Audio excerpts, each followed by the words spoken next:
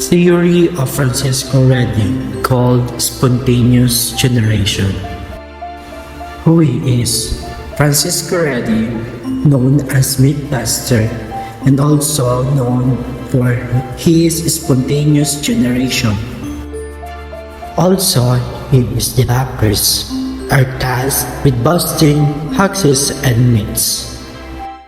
Also, he has known an activity that has an illustration for runner, an Italian doctor who lived in the 17th century. Francesco Redi. Redi was a chief physician at the court of the medicine in the 17th century. He is considered as the father of experimental biology.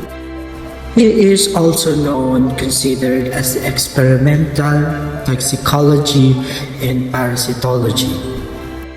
His interest in parasites took him to debunk the myth of spontaneous generation.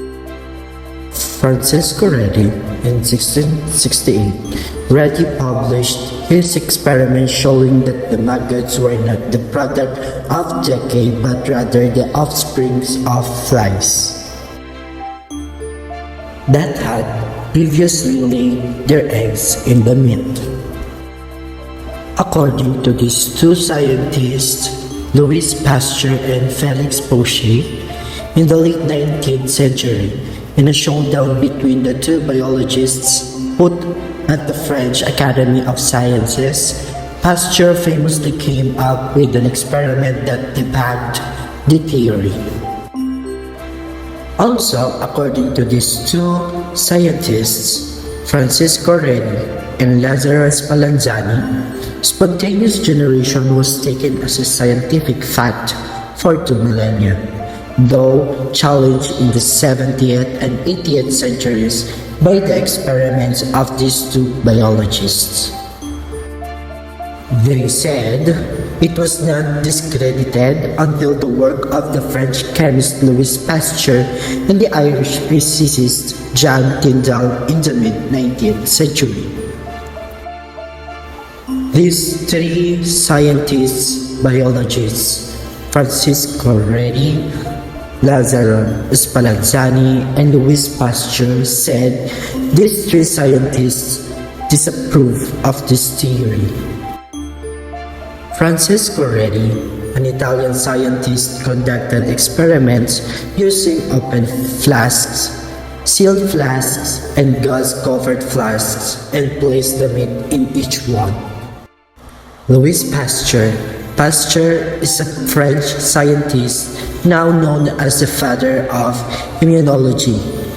The note of Louis Pasteur said the theory of spontaneous generation was also disproved by showing that maggots did not arise out of dirty cloth unless maggot eggs were present in them already.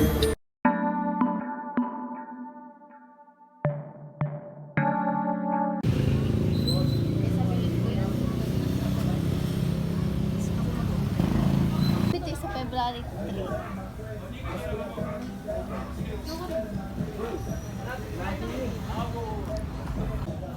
Kamali. Yung uniform bago. Nandun sa kanila. Nakatago pa sa kanila. The first thing that we're going to do is put a little bit of water of each container.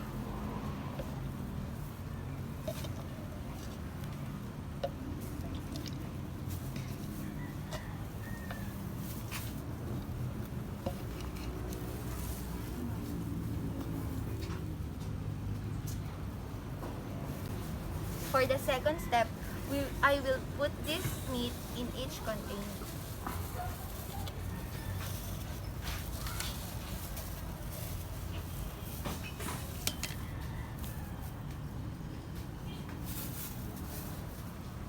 So, this container right here, I'll put bandage cup on it. Then I'll wrap it up with a rubber band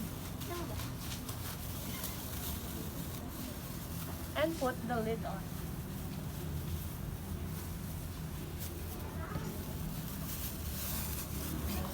For the second container, I'm going to cover it a band-aid gauze and wrap it with a rubber band.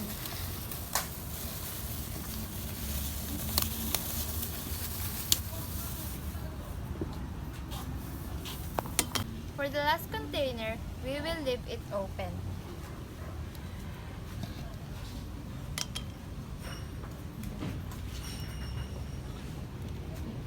This is the model of Francesco Redi's theory called theory of spontaneous.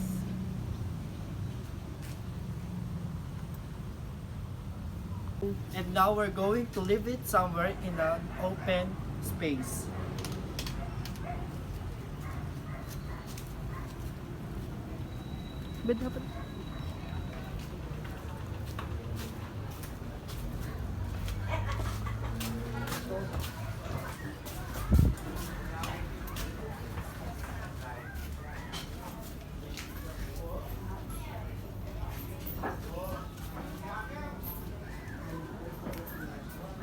The second day of is spontaneous.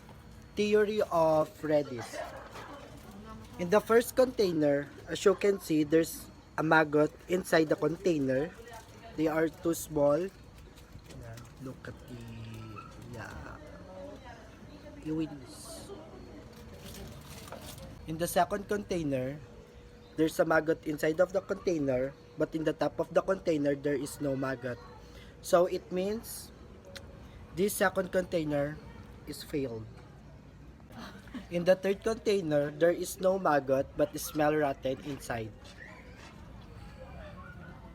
Here's the three container that I show you. Day of spontaneous theory of Redis. In the first container, it contains maggots inside and has black spots, and it smells more rotten. On the third container, as you can see, the meat hasn't changed its color, but it smells kind of rotten.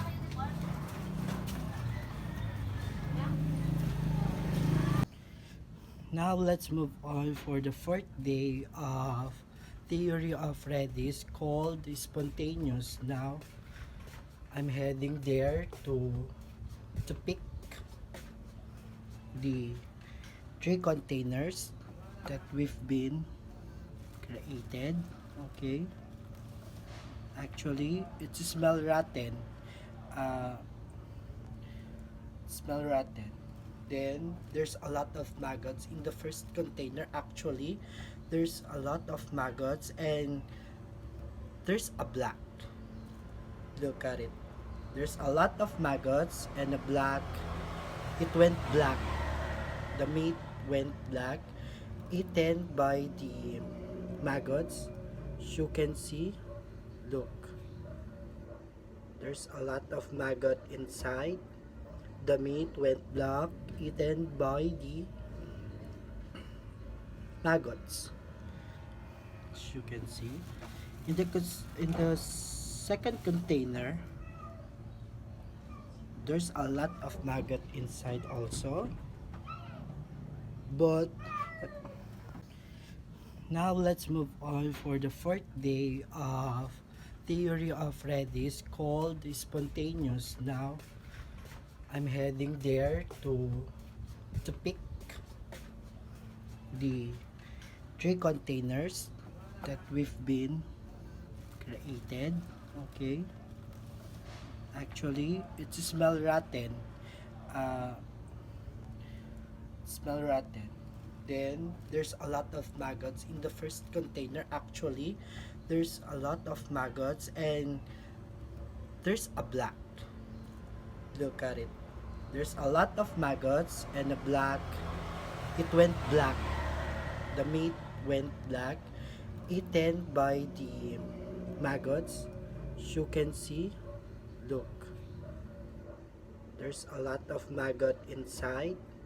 The meat went black, eaten by the maggots. Then let's go on the second container wherein the maggots are inside. As you can see in the third day, there is a maggot in the top of the Gaza. But look what happened in the Gaza. There's a little bit hole. It's a little bit open. So that the maggots are inside in the container. So as you can see in the third day, there's a maggot in the top of the Gaza. But now look, they're inside in the Gaza. There's a lot of maggots here. Look, it smells rotten also.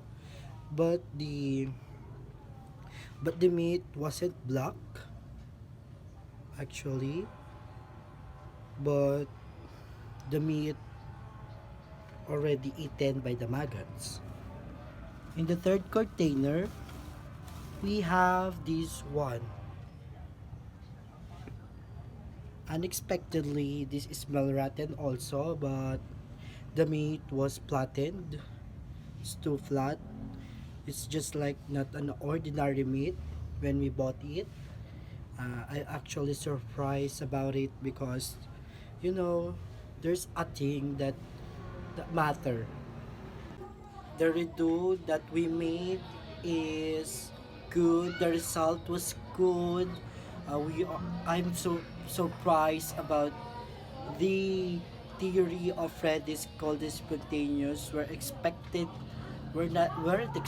this one, but it's good. Now I'm here in our house because in the outdoor it's too loud and noise because there's a lot of people outside. So I changed my place here because there's no other done. It's only me.